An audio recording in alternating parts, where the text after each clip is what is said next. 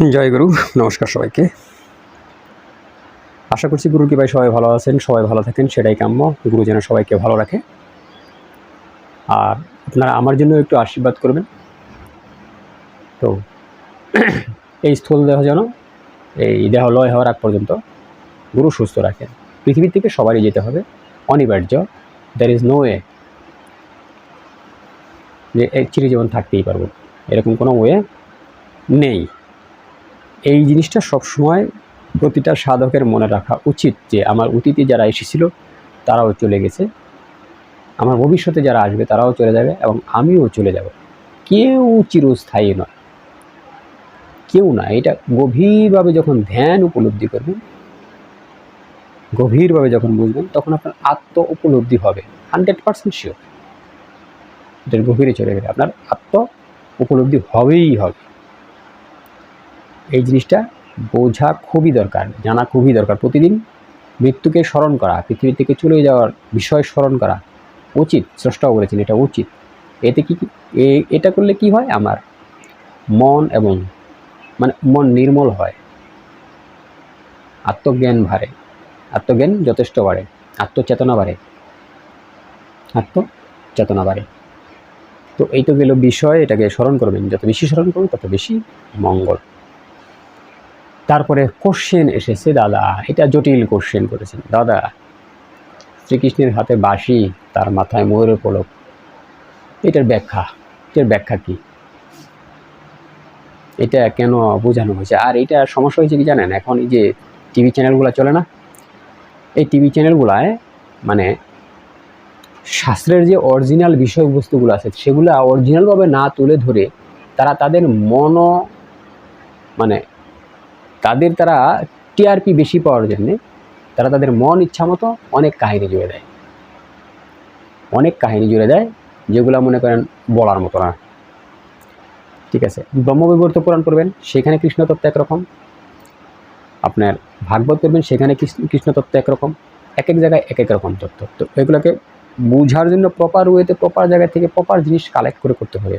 TV serial দেখে কোনো comments হঠাৎ করে করবেন না, এবং ওই জিনিসটাই মাথায় নেবেন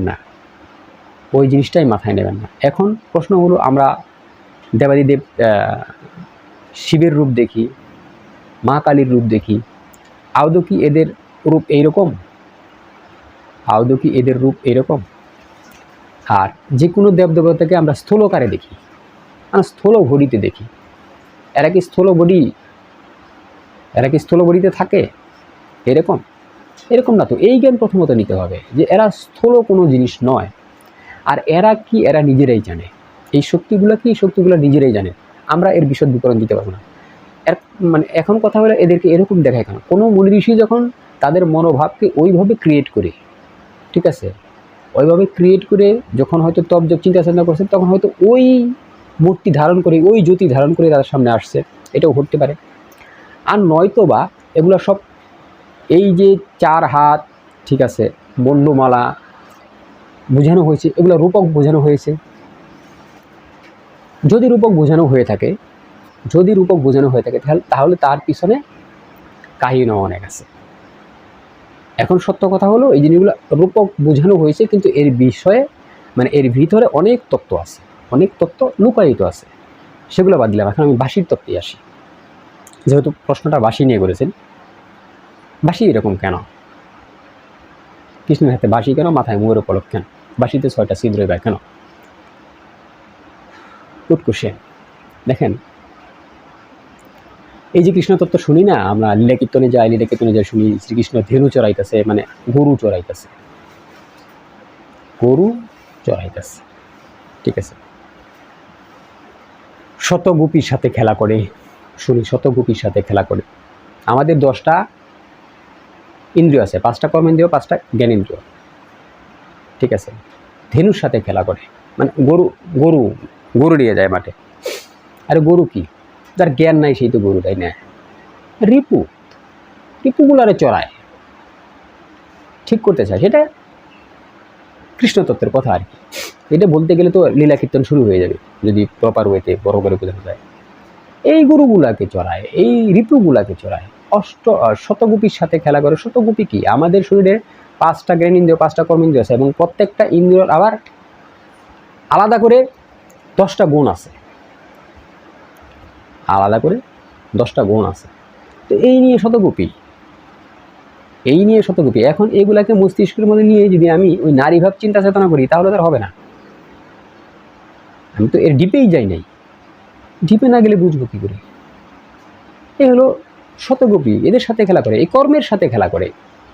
এই রিপুগুলাকে সে চড়ায়, এগুলো ধেনু, এগুলো এই ধেনুগুলাকে সে চড়ায়, শুটিং করার জন্য চড়ায়। রিপুগুলাকে গোপী বলা হয়েছে। আবার কীর্তনে বলবে গোপনে, যারা গোপনে যে কৃষ্ণ বোঝে তারাই তো গোপী। রিপু কি? আমার যে ইন্দ্রিয়গুলো আছে, ইন্দ্রিয়গুলা কি কখনো কৃষ্ণ ভজে না? তবে কৃষ্ণ তত্ত্ব আলাদা একটা সাবজেক্ট, আলাদা একটা বিষয়। ঠিক আছে, আমি এই তত্ত্বের ভিতরে এত ভিতরে ঢুকবো না, আমি শর্টকাট করে বলছি বাঁশির ব্যাপারটা। দেখেন, বাঁশিতে 6টা ছিদ্র আছে, 6টা ছিদ্র। এই বাঁশিটাকে আমাদের যে চক্রের যে সিঁড়িগুলো আছে বা আমাদের যে মেরুদণ্ডের যে ওয়ে, মেরুদণ্ডটা যেরকম সোজা থাকলে মেরুদণ্ডের ভিতরেও আমাদের চক্রগুলা স্থাপিত আছে না, সূক্ষ্ম আকারে স্থাপিত আছে। তো এইটা হলো, এই যে ছিদ্রগুলো, এগুলো হলো এক একটা এক এক চক্র, গোল কিন্তু কোনো না, এক একটা এক এক চক্র। তার মানে এদেরকে এদেরকে বেদ করে উপরে ওঠো, উপরে ওঠো। বাঁশির উপরে আবার বন্ধ, মাথা আবার বন্ধ, মাথা আবার বন্ধ, বন্ধ কিন্তু মাথা। তো মূলাধার স্বাধিষ্ঠান মণিপুরী, মূলাধার স্বাধিষ্ঠান মণিপুর, অনাহত, বিশুদ্ধি, আজ্ঞা, সহস্রার 6টা, আজ্ঞা 6টা। কী কী? সহস্রার পর্যন্ত যায় নাই, বাঁশি সহস্রার পর্যন্ত যায় নাই কেন? মূলাধার স্বাধিষ্ঠান মণিপুর, অনাহত, বিশুদ্ধি, আজ্ঞা 6টা, আজ্ঞা চক্র পর্যন্ত যেতে পারবে। এখন সহস্রার মানে উপরের বাঁশির যে এখানে লক করে দেওয়া হলো, এটা হলো সহস্রার, আকাশ, পুরোটাই আকাশ। আজ্ঞা চক্র ভেদ করে সহস্রারে গেলেন, সহস্রারে গেলেন। দ্যাট মিনস হলো, আপনি যদি শতচক্র ভেদ করতে পারেন তাহলে আপনি সহস্রারে যেতে পারেন, সহস্রারে যেতে পারেন। এটা হলো বিষয়। এখন সহস্রারে যাওয়ার পরে উপরে যে বন্ধ, দ্যাট মিনস কি সহস্রার পরেও তারও পথ আছে। সেই পথ আমার জন্য, আমার মতো জীবের জন্য মানে কষ্টসাধ্য, এর জন্য বন্ধ দেখানো হয়েছে। কিন্তু এখানে যাওয়া যাবে না সেটা কোনো না, সেটা কোনো মানে যাওয়া যাবে না এটা একদম না।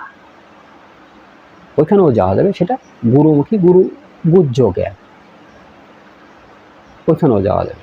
এখন সহস্রারে উঠলে আপনি বুঝবেন কি করে, কি দেখলেন, কি দেখবেন, কি দেখবেন? সেই জন্য ওই ময়ূরের পাখ,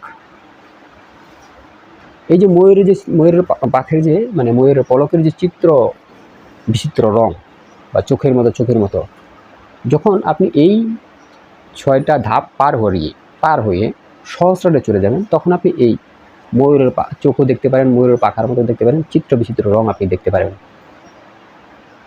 যখন এটা আপনি দেখতে পারবেন এবং দেখবেন, তখনই বুঝবেন যে আপনি সহস্রারে এসে গেছেন। স্পষ্ট বুঝিয়ে দেওয়া হয়েছে, রূপকভাবে এগুলোকে স্পষ্ট বুঝিয়ে দেওয়া হয়েছে যে আপনি সহস্রারে গেলে আপনি কী দেখবেন। মস্তিষ্কে গেলে এটা মস্তিষ্কেই রাখা আছে, মানে ওই ময়ূরের পালকটা মস্তিষ্কেই রাখা আছে। যখন আপনি সহস্রারে উঠে যাবেন, তখন ওই ময়ূরের পাখের মতোই বা ময়ূরের পলকের মতোই আপনি বিভিন্ন ধরনের কালার দেখবেন, বিভিন্ন ধরনের চোখ দেখবেন। তখন বুঝবেন যে আপনি সহস্রারে চলে এসেছেন, সহস্রারে চলে এসেছেন।